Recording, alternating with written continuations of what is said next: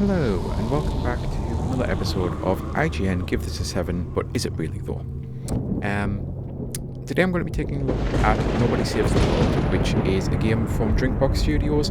Now, I've been a Drinkbox fan for a very long time. Like, I actually covered their original games, which I want to say was called Tales from Space About a Blob, and then they did Blob Tales or something, Mutant Blobs Attack. They did a sequel to it, and I loved the first game, loved the second game, but the first game, like, I don't even think you can get it anymore. It's a real shame.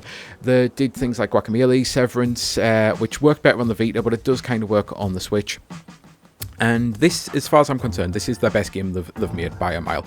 I really, really love the studio anyway, and this is easily, I think, my favourite game that they've made. And I know I'm kind of therefore, once again, spoiling early, but that's the whole point of the tone of these vids. Like, you're going to know from if I'm talking about a game and positively or negatively. I think IGN rating this a 7 is absolute madness.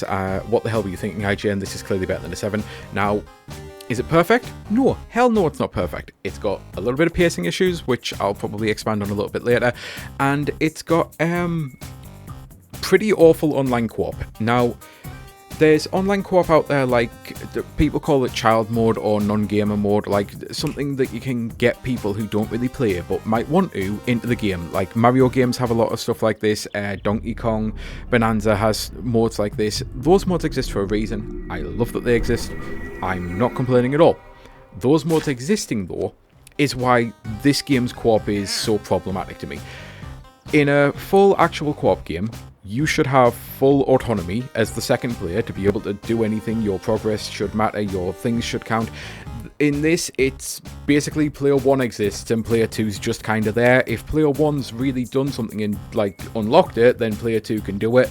And by unlock, I mean, like, the whole point of the game is you're unlocking stuff constantly. So, the co-op's terrible, to be honest. But it's primarily sold as a single-player game, let's be real, and it's a single-player game that will last you many, many hours. It's like well over 30 hours to go for it, and that's before you add in the DLC as well, which, not gonna lie, I don't even think I got around to playing the DLC. I really should go back to this game, because by the time the DLC came out, I was, like, done with it.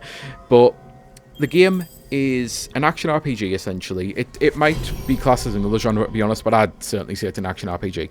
And the whole point is, everything's a quest, essentially, and by that I mean, look at my quests here. I have to examine my surroundings. There's 4 things I have to interact with. That's the toilet, the bed, the crystal, and the door. I have to smash stuff, which there's 10 things there to smash, and I have to walk around the cell.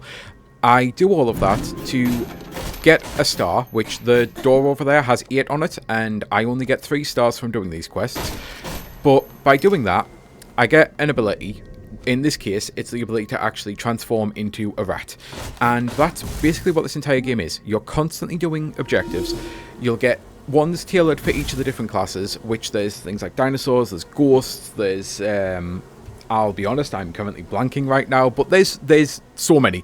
There's rogues, I want to say there's a ranger, but anyway, there are genuinely so many different things, and I've just realised which one haven't I done. Oh, it's the walk around the cell I haven't completed, that's why. So I've finally completed all of those. I'm going to turn them all in, get my first ability, and then I'll be able to exit this cell because I'm playing as a rat. But by playing as the rat, I'm going to unlock immediately an ability to bite, and the bite can poison enemies as well. The more I level up the rat, the more abilities I'll unlock. Oh, there's an egg, which I think the egg turns in. I don't want to spoil that, actually. I don't want to spoil what the egg turns into. So there's an egg, and playing as the egg is incredibly fun. It really is, actually. The egg is one of my favourite classes. I'm annoyed that I forgot about it, because playing as the egg is so zany, it's unbelievable. And that's kind of this entire game. There's so much about it. You're never really doing the same thing. Everything that you actually are doing, so everything quest-wise or just combat-wise or anything, is constantly changing. Oh, there is a ranger. I was right. There's... Why is that saying you've also... Oh, it's because I'd actually not finished the dialogue. I was confused there. I'm like, I've definitely just unlocked the rat. You've just seen me.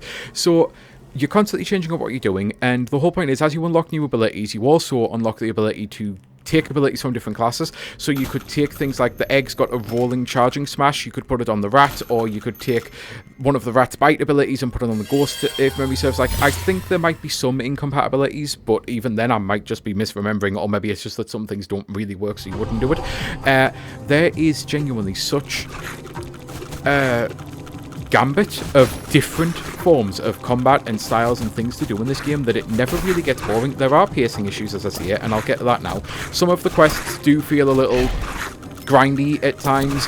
Even though you are constantly progressing through things, it's annoying when you've ended up doing something that you don't have a quest for, and then you have to do it again, essentially. It's like, I've just been doing that action, I really wish you'd given me that quest like 5 minutes ago. So it's things like that. I wish it would just let me complete quests retroactively, to be honest, and just that alone would fix some of the pacing issues. But even so, my only complaints are mild pacing issues and the co-op sucks. The game looks brilliant. I know art styles are a personal opinion, but I personally think this game looks brilliant. I think it sounds great. The audio, the sound design, the music. The story itself is zany and daft. Basically, you wake up and you've completely lost your memory, and you have to figure out where this wizard is, and there's this whole thing that I don't want to spoil anything.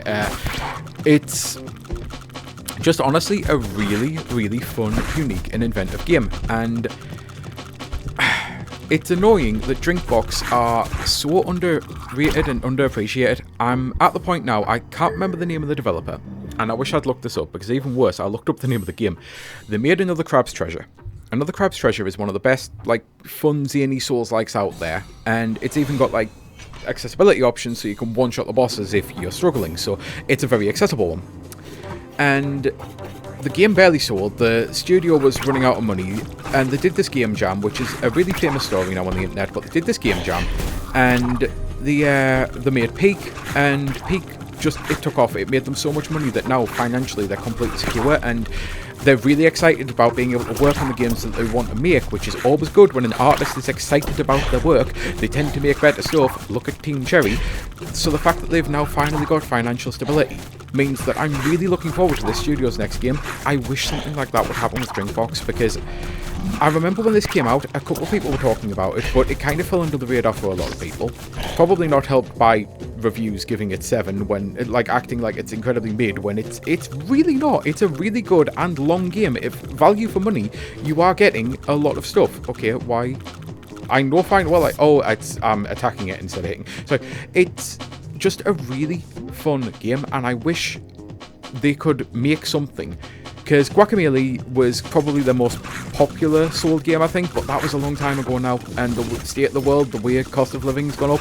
I hope Drinkbox can put something out that takes off, so that then they can just, like, have the security to make the games that they want to make and just get on with it, because that is definitely better for a lot of people, especially us gamers, who want better products at the end of the day, and that's the whole point. We want better things to take our mind off how bad things are, and so yeah, I think I'm kind of done with the video now, and I know I sometimes forget to say it, and it's more a case of that I don't want to end every single video with it, but this is one of those moments where if you have played the game, if you are interested in it, I would strongly recommend it, by the way, but if you have played the game and you disagree with IGN's rating of, or maybe you disagree with my rating of saying, what the hell, IGN, this is clearly better than a 7, feel free to essentially discuss it, because like I never see it out of boosting engagement. It's just because I want to know other people's opinions.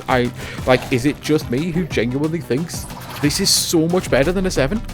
So yeah, until the next one, this has been Sky Fellowship, and I hope you have a great rest of your day, and I'll see you on the next one. Bye.